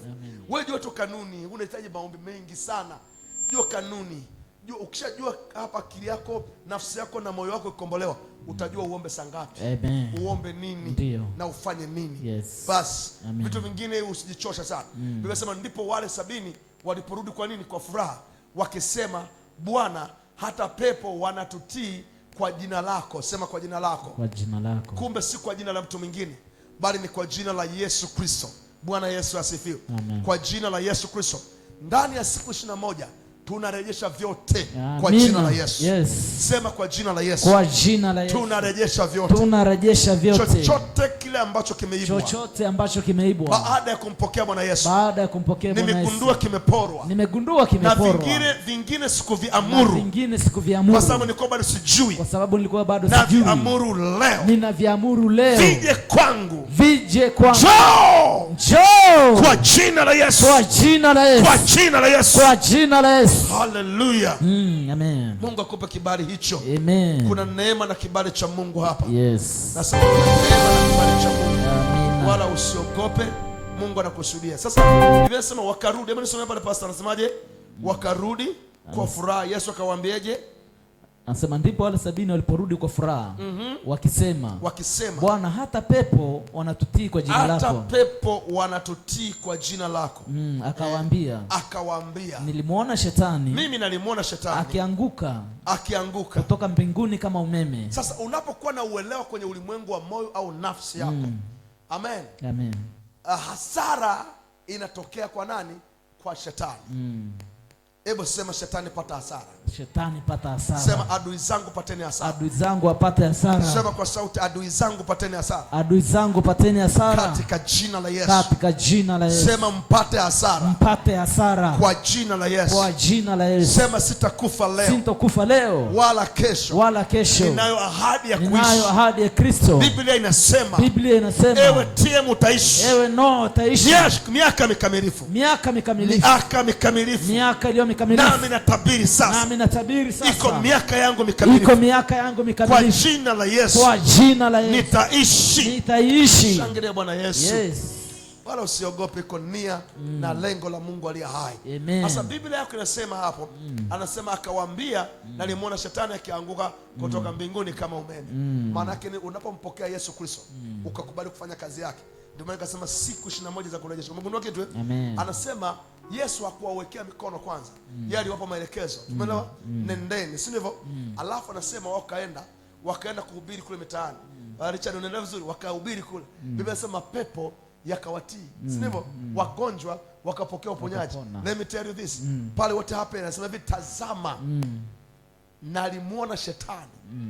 Maana yake nini? Kinywa chako si kulia ugali. Simwambie jirani yako. Mikono yako si kushika vitu vya kipumbavu. Miguu yako si kwenda mahali pasipofaa. Kuanzia leo kwa jina la Yesu. Sema siku 21. Siku 21 za urejesho. Mikono yangu haitashika mabaya. Miguu yangu haitaenda mahali. Na watu wasio na haki. Na watu wasio na haki. Kwa jina la Yesu. Naita vitu vyangu vyote.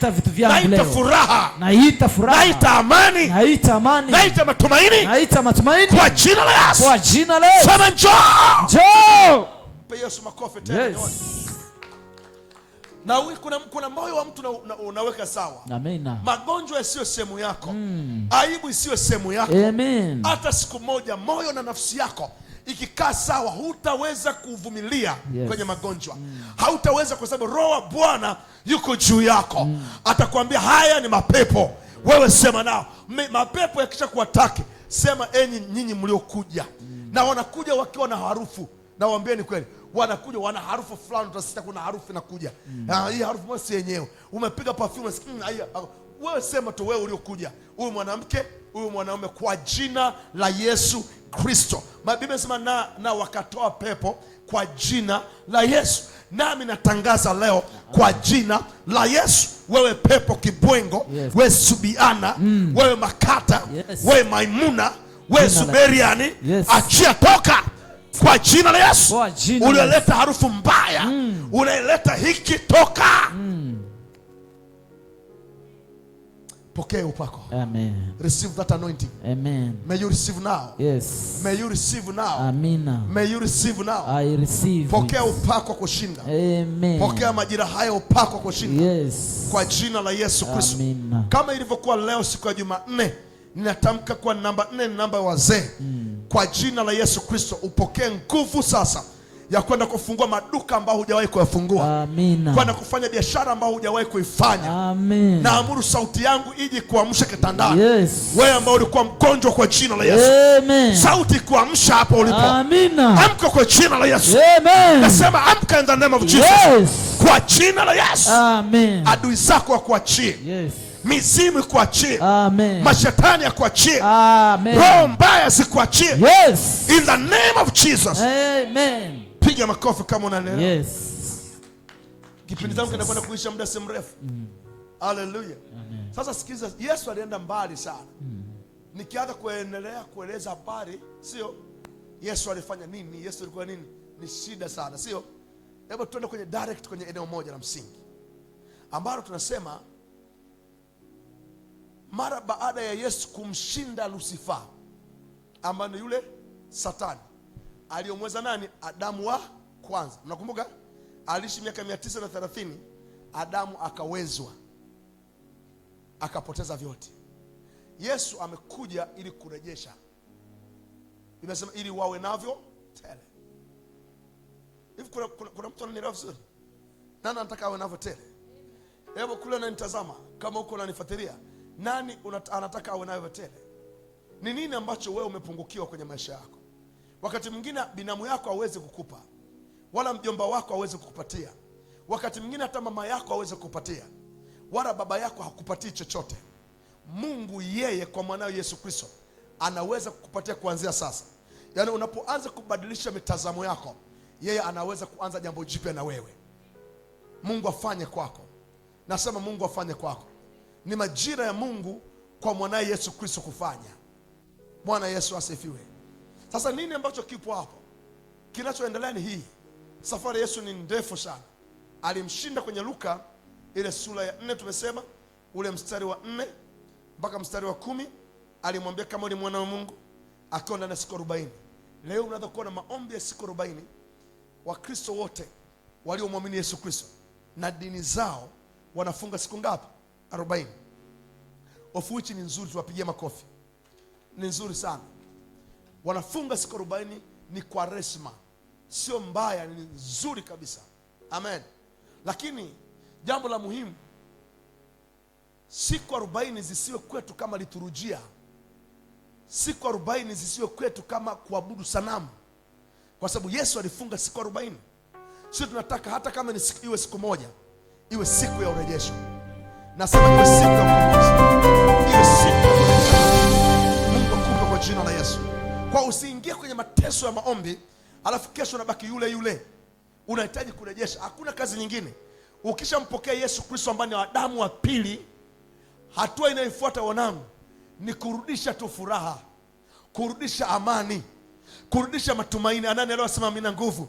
Kutoka kwenye gereza, kutoka kuacha kulia, machozi yakome kwako. Kuna mtu ananielewa? Hamna kitu kingine, ni kusema Yesu alishamaliza kazi.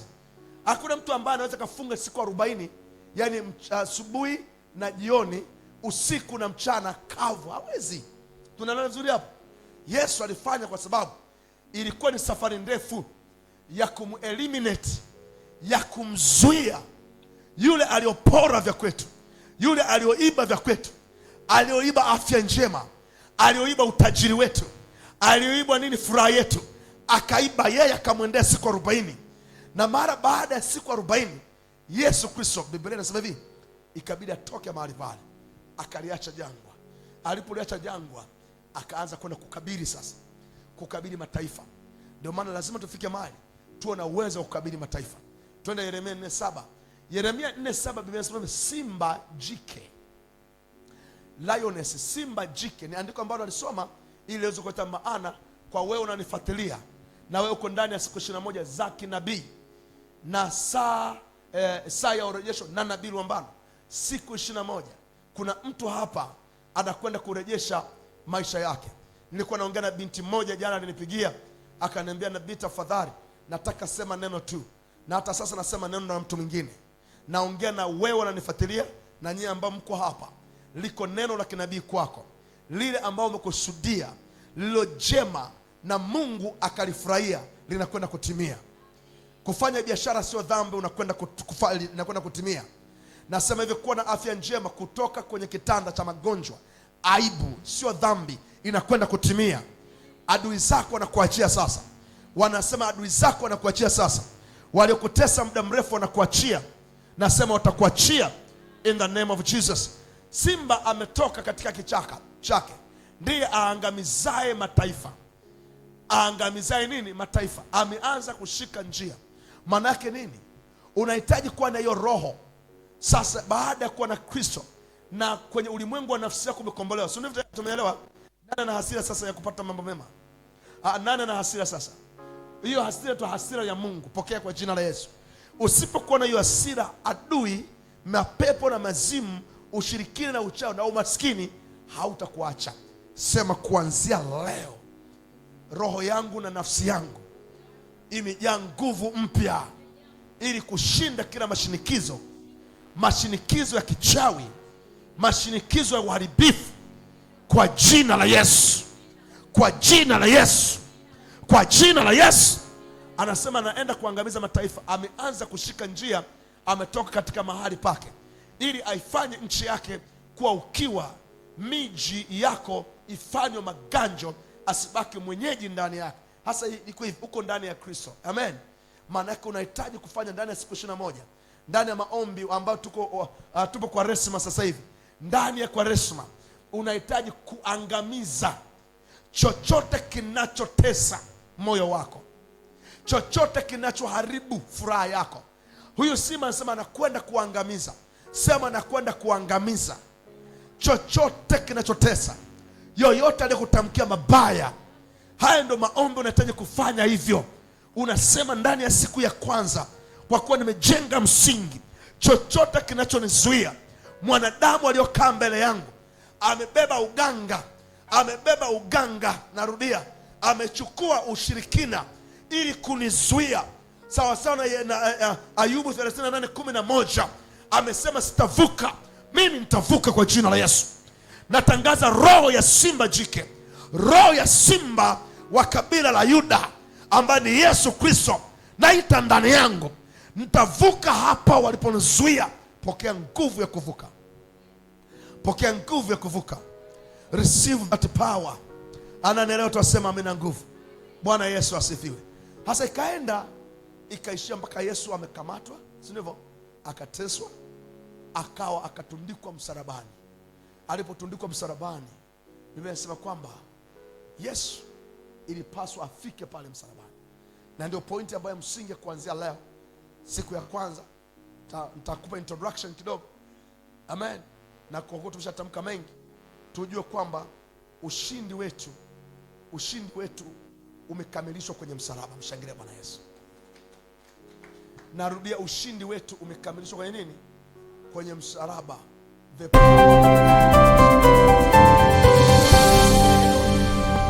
Naomba unisikilize Debora, naomba unisikilize mnanifuatilia. Tunasema msalaba wa Yesu Kristo. Kuna misalaba Pastor Dorcas, misalaba iko mingi. na kila msalaba ulikuwa na maana yake. Mimi leo nimejikita tu kwenye msalaba wa Yesu Kristo. Narudia, kuna misalaba, watu wengi leo wanaitumikia misalaba lakini si wa Yesu. Msalaba wa Yesu Kristo ulibeba laana zote, nakumbuka, afu kaleta ukombozi. Kwa sisi tunasema msalaba wa Yesu umeleta matumaini, umeleta afya, umeleta nuru njema kwenye maisha yetu. Lakini kuna msalaba ambao unaleta magonjwa. Yaani kuna watu ambao mkiwafanya utafiti kuna watu wanavaa misalaba lakini wanawakilisha miungu yao. Umeelewa? Kuna watu wanavaa misalaba, msalaba tafsiri yake ni laana, uliwekwa pale. Yesu alikwenda kugongomelewa pale, laana zote akaziweka pale msalabani. Amen. Lakini kuna watu wanavaa misalaba, utakuta utashangaa kuna msalaba uko chini juu. Unajua yani una msalaba imekaa hapa, yani ya design tofauti. Sasa kila mmoja kwenye maisha leo ya kiroho anatumikia msalaba wake fulani, sio msalaba wa Yesu. Na mimi nikasema ndani ya siku 21 nataka tuangalie msalaba wa Yesu, ambapo Biblia inasema huu msalaba wa Yesu tunauona mbele, tunapaswa kuona mbele. Maana tunahitaji kuona msalaba alioteswa Bwana Yesu kuwa ni sehemu ya alama ambayo itatufanya sisi tusirudi tena kwenye yale mabaya, tusirudi tena kwenye kule kushindwa. Ndipo nikasema msalaba sasa, huu msalaba ni alama kuu. Huu msalaba wa Yesu ni alama kuu. I don't know kama angeweza yes, nafikiri unaonekana kwa sababu tu hujakaa vizuri. Ni alama kuu ya Wakristo wa believers. Ni msalaba, alama yao kuu ni hii. Sielezi misalaba ambayo inawakilisha magonjwa. Kuna misalaba inawakilishwa kusimamishwa. Kuna misalaba inawakilishwa utawala wa aina fulani. Lakini nikasema sio tu alama au chanzo cha wokovu msalaba huu wa Yesu, lakini pia msalaba wa Yesu umebeba uponyaji. Mshangilie Bwana Yesu. Umebeba maisha mapya. Kwa hiyo unapokubali sasa kutazama msalaba wa Kristo, ni unatazama kwamba sihitaji kurudia tena kwenye ile laana, kwenye kule kucheleweshwa, kwenye ile aibu, kwenye yale mateso tena. Nisaidie kusema amen. Paulo anawaambia Wakorinto, tuende pale. Paulo anawaambia Wakorinto wa kwanza, ile sura ya kwanza mstari wa 18, anasema kwa maana neno msalaba kwao wanaopotea ni upuuzi, bali kwetu sisi tunaokolewa sawa kwa nguvu ya Mungu. Wanaopotea ni upuuzi, kwa sababu neno la msalaba kwao wanaopotea ni upuuzi, bali kwetu sisi tunaokolewa ni nguvu ya nani? Ni nguvu ya Mungu. Mungu akupe neema. Hasa nini nataka niseme? Tunapoendelea na maombi haya, angalia Yesu alifanya nini kwa ajili yako. Najua watu watasema mengi. Hawa ni watu wanasema mengi. Yesu alisema nini kwa ajili yako? Amen. Najua naongea na mtu hapa, kuna watu wameachana kwenye ndoa kabisa, nafanya tena, na ikafika mahali nafsi zao, mioyo yao ikaharibika. Maisha ya ndoa yasikupeleke jehanamu. Angalia Yesu alisema nini kwenye msalaba wake. Alisema imekwisha. Mpigia makofi basi. Maana yake nini? Maana yake hivi, kama pana magonjwa, kama pana aibu, imekwisha. Haijalishi jinsia gani. Wala Mungu akukwambia, naongea na watu ambao kidogo nimegusia habari ya ndoa, wala Mungu akusema utakufa na ndoa. Mungu akusema hivyo. Ameelewa? Mungu alimchukua mtu mmoja peke yake, akamfanya na akamwita kwa jina lake, ambaye ni wewe na mimi. Ndoa tumekutana hapa duniani. Kwa hiyo ndoa isituharibie msalaba wa Kristo, ambao kwetu sisi ni nguvu, na sio nguvu ya kawaida. Ni nguvu ya matumaini, ni nguvu ya uhai. Ewe Mungu akupe kwa jina la Yesu. Wewe angalia pale msalaba wa Kristo. Yesu akasema kwa sajuli imekwisha. Maana yake aibu imekwisha. Kuna wakati wa kutumainia watu, majira haya kutumainia watu tena. Majira haya ni kuangalia msalabani. Neno imekwisha. Neno imekwisha. Haleluya. ndo majira yetu. Imekwisha aibu, imekwisha, nasema aibu. Mashaka yamekwisha, umaskini umekwisha, nasema umekwisha. Usikabilia mtu yoyote. Sikiliza, Biblia yako inasema hivi, wakati unampokea Yesu Kristo kwa jina lako, by your name you were known. You were known by your own name. Kwa jina lako. Not by our own names. Sio kwa majina yetu. By our own name. Ni kwa jina letu. We were known. Tulijulikana. Kwa tumejulikana kwa jina letu. Amen. Kwa jina langu. Si kwa jina la mtu mwingine. Amen. Bali kwa jina langu. Naongea na mtu mmoja hapa. Oh, yes. Ambaye sasa ananitazama kwenye mtandao huu. Amen. Amekosa matumaini. Amen. Nasema jina lako. Amen. Na nipeleka kwenye msalaba wa Yesu. Na Yesu anasema imekwisha. Amen. Na kama imekwisha kuanzia sasa, amen, vichomi vinavyokusumbua vimekwisha. Over. Tumbo upande wa chini, maumivu ya tumbo yamekwisha. Nao imekwisha. Maumivu ya kichwa, maumivu ya mgongo yamekwisha. Receive now. I receive. Hallelujah. Amen. Anasema kwetu sisi msalaba ni nguvu. Amina. Msalaba sio mateso tena. Amina. Msalaba wa Yesu sio laana tena. Oh, yes. Msalaba wa Yesu sio kupotea tena. Amina. Msalaba wa Yesu tunarejeshwa. Amina. Tunarejeshwa mahali petu pa siri. Amina. Mahali petu pa nguvu ya kwamba tutatawala. Tutaongezeka. Amina. Tutaongezeka. Amina. Tutastawi. Amina. Nainua moyo wa mtu sasa. Nasema nainua nafsi ya mtu sasa. Amen. Nafsi iliyopotezwa. Yes. Na irejesha sasa kwa msalaba wa Yesu. Amen. Kwa msalaba wa Yesu. Amina. Uwe hai leo. Amen. Uwe hai. Watoto wako wa hai. Amen. Mke wako wa hai. Amina. Mume wako wa hai. Amina. Kazi yako iwe hai. Amen. In Jesus name. I receive. Nimalizie kwa muda. Bwana Yesu asifiwe. Alafu tuite siku leo. Have seated. Kaa hapo kwa kiti chako. Kwa hiyo msalaba anasema kwa maana. Sasa msalaba, kama unaandika msalaba wa Yesu sio laana. Narudia, iko misalaba inayowakilisha laana. Iko misalaba inayowakilisha magonjwa. Iko misalaba inawakilishwa nini? Ukomo, kwa maana stagnation. Kuna misalaba inawakilishwa tu mateso. Mimi naelezea msalaba wa Yesu. Narudia msalaba wa Yesu Kristo. Narudia ule msalaba wa Yesu. Maana mbingu zinasikia, anga zinasikia, njia panda inasikia, mizimu inasikia, wachawi wanasikia. Uko msalaba wa Yesu. Neno la mwisho kwenye msalaba, imekwisha.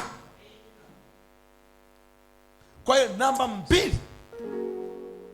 namba moja katika msalaba wa Yesu, tunapaswa kujua kanisa la Mungu, kanisa la Kristo, hatupaswi kukimbilia kwa manabii kwanza. Amina. Hampaswi kukimbilia kwangu. Mnapaswa kuona msalaba wa Yesu. Amina. Ambao mimi nimeweka kuwa mbele. Yes. Huu msalaba wa Yesu unanikumbusha kuwa kumbukumbu. Unaniambia yuko mwanamume aliyoteswa hapo. Amina. Aliyopigiliwa hapa. Yes. Yuko mwanamume, sio nabii Lwambano. Tazama huo msalaba.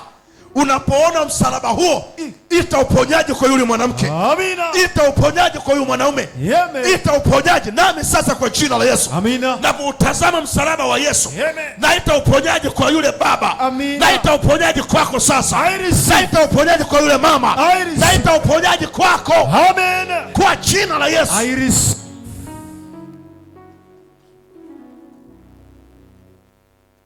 Ninyi ambao mko hapa, kuna uponyaji mmepokea? Amina. Kuna uponyaji mmepokea? Amina. Nimwambia binti yangu leo utalala vizuri. Alafu utanipigia kidogo kwa simu. Umeelewa?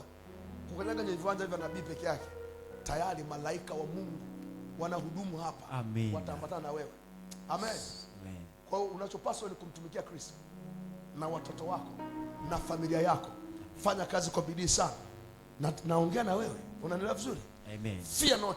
Kwa hiyo msalaba ni nguvu ya wokovu kama unaandika. Amen. Unapokosa kujua Apostle Julius kama msalaba ni nguvu, unabaki kuwa huna power yoyote. Yesu akautazama ule mji, akaulilia, kwa sababu hakuna reference point ambayo angeweza kuangalia alafu akafuata. Biblia inasema laiti kama ungalijua usingekuwa kama ulivyo. Biblia inasema Yesu akaulilia. Yesu mpaka sasa akitutazama hivi anasema mbona mimi nishamaliza kila kitu? Kwa nini wewe unafika mahali unaabudu vitu visivyofaa, unafuata mambo yasiyofaa? Mimi nimeacha alama, na hiyo alama ni msalaba. Ukiutazama utagundua mapigo niliyopigwa mahali pale. Utagundua misumari niliyopigiliwa mahali pale. Nikasema Eloi Eloi lama sabakthani, Bwana wangu mbona umefanya nini? Umeniacha. Mungu hajatuacha. Amina. Kwa Yesu Kristo tumekombolewa. Amen. Tumewekwa huru tena. Tunarejesha vyote. Amina. Sema narejesha. Narejesha. Sitakuwekea mkono lakini sema narejesha. Narejesha. Wewe nisaidie tu, sema narejesha. Narejesha. Unapoingia kazini kwako sema narejesha. Narejesha. Unapofungua duka lako sema narejesha. Sema narejesha wateja. Rejesha. Narejesha afya. Rejesha. Narejesha nguvu. Rejesha. Sema narejesha leo. Narejesha leo. Utaona matumaini na jambo linakuwa. Amina. Iwe kwako in the name of Jesus. I receive. Tunaposema msalaba ni nguvu ya wokovu. Paulo anasema kwenye Warumi sura ya kwanza. Hebu angalia Warumi sura ya kwanza mstari wa 16. Kama unaandika ni vizuri kwa kumbukumbu, lakini Warumi hiyo sura ya 3 mstari wa 23 mpaka 25. Utaweza kunisomea maandiko machache, na hiyo kwa sababu pia kitabu kitakwenda kuonekana kwenye nguvu ya msalaba. Kuna kitabu kule kwenye nguvu ya msalaba, tutatoa kitabu kizuri. Nimesema kwa maana sionei haya injili. Oh yes. Sionei haya injili. Kwa sababu ni uweza wa Mungu. Kwa sababu ni uweza wa Mungu. Uletao wokovu. Uletao wokovu. Kwa kila aaminiye. Unapokuwa ndani ya Kristo, kwa kuwa umeamini, nyuma ya ule msalaba. Ndiyo. Siri ya msalaba wa Yesu. Maana yake nini? Unapokuwa na afya njema, muoneshe Yesu kwamba na afya njema. Amina. Onesha kwamba umenibariki. Nami nakutolea kama shukurani. Ndio tafsiri kwamba mimi sionea haya injili. Kwa kuwa nimebarikiwa. Kwa kuwa nimebarikiwa lazima niwasaidie wasiojiweza. Niwaangalie wajane, niangalie watoto yatima. Kwa kuwa nimekombolewa, sitaona aibu kuwasaidia. Sitaona aibu kuwatia moyo watu waliokata tamaa. Kuna mtu unaongea naye hapa, Roho ya Bwana ii juu yangu kukuambia habari njema, habari za matumaini, habari za uzima, habari za afya. Uwe hai kwanza leo. Uwe hai. Sema narejesha. In the name of Jesus. Mpe Yesu makofi nisikie. Amina. Msalaba ni nguvu. Amina. Msalaba manake hivi, sasa umenitumainisha. Sasa Bwana Yesu, enough is enough. Imetosha. Let me be somebody. Acha niwe mtu mmoja. I will represent you. Nikuwakilishe. I shall be after you, Lord. Nitakuwa badala yako Bwana. Amen. Amina. Amen. Amen. Mahali ambapo hujaenda, nitakwenda mimi. Neno ambalo hujasema, nitalisema mimi. Nitasema mimi. Amina. Neno ambalo hujasema, nitasema mimi. Ndio maana siku 21, maana siku 20 zijazo watu wengi watakombolewa hapa. Amina. Watu wengi watafufuliwa hapa. Amen. Watu wengi watarejeshwa hapa. Hii ni madhabahu ya saa ya urejesho. Na haya ni majira ya saa ya urejesho. Amen. Mahali ambapo neno halijatamkwa linakwenda kutamkwa. Amina baba. Mahali ambapo matumaini hayakuonekana yanakwenda kuonekana. Amina baba. Naamuru kwa jina la Yesu. Amen. Unanifuatilia, pokea neema hiyo. I receive. Pokea kibali hiki. I receive. In the name of Jesus. Amen. Oh yes.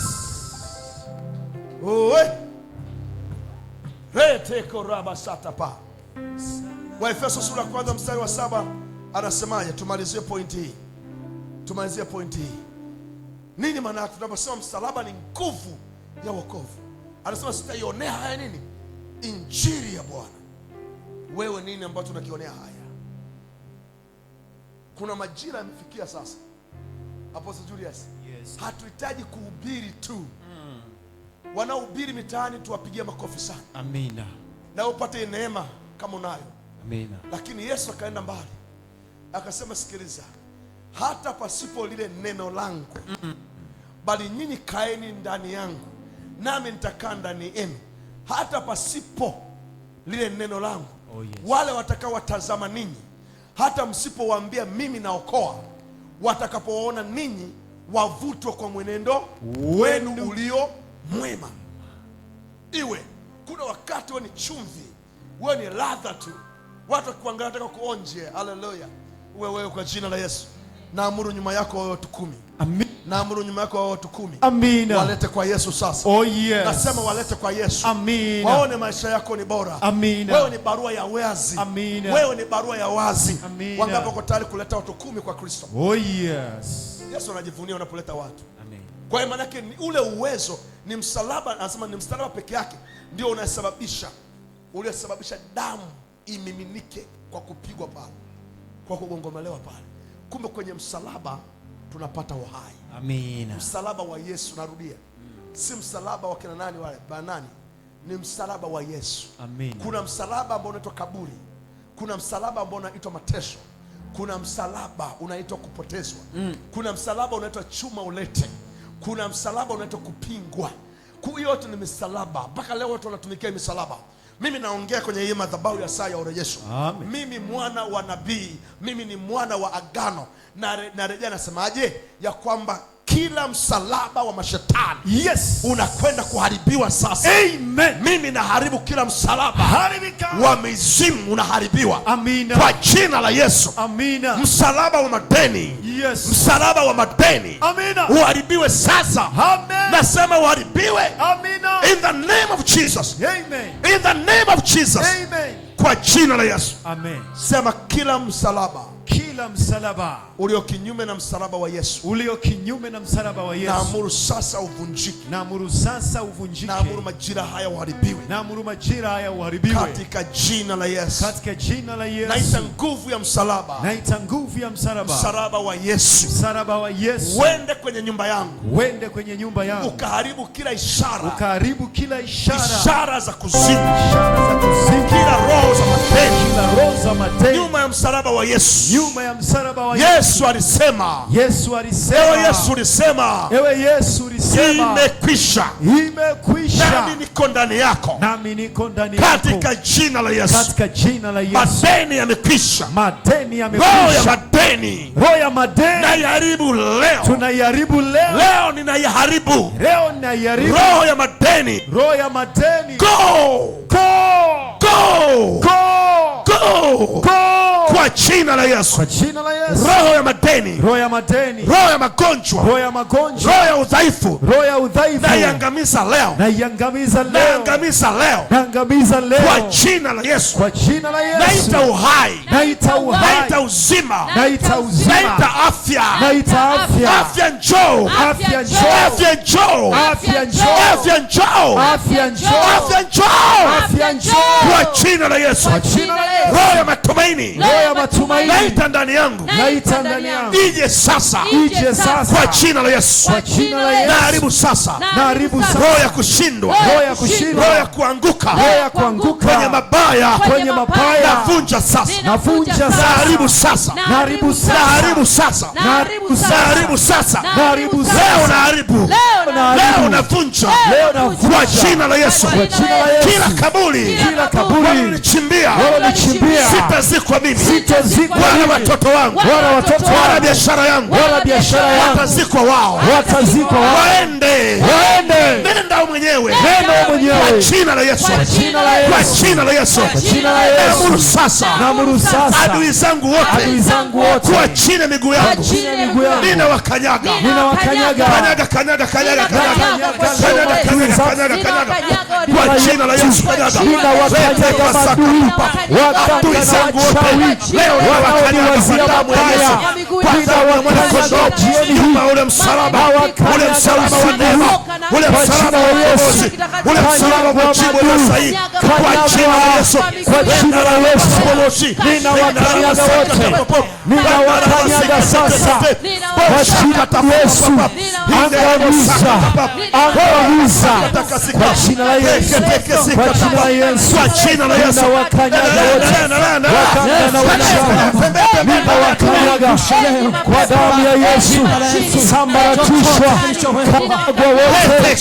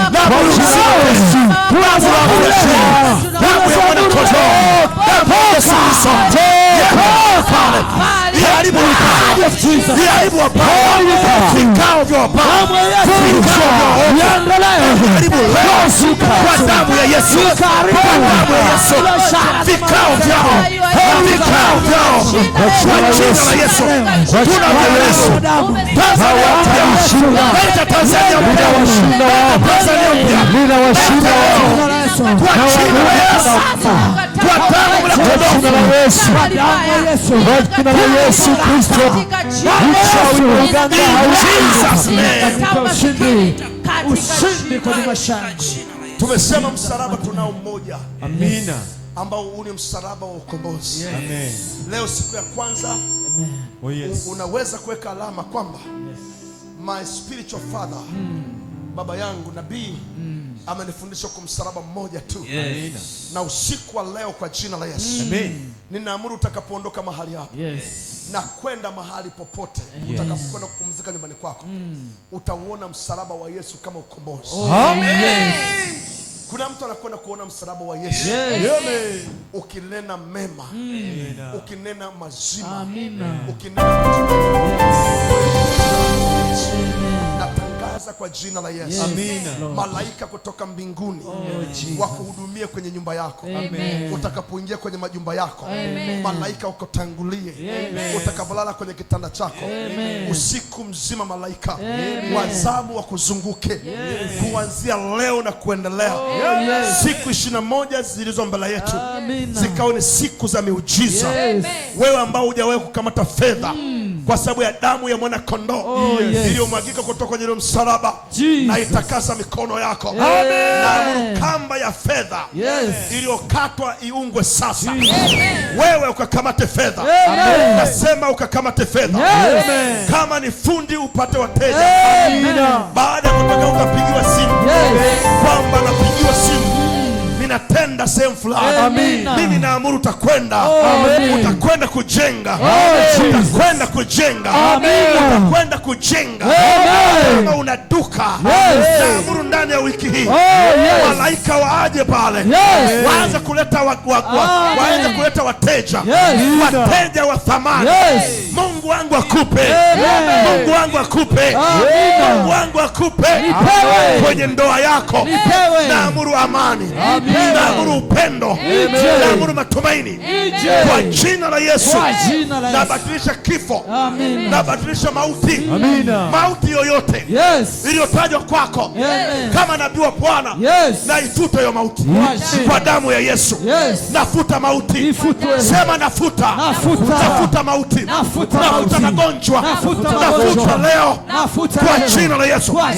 Sema nageuza visasi vyote vya kuzimu, mashambulizi ya kishetani. Tunageuza.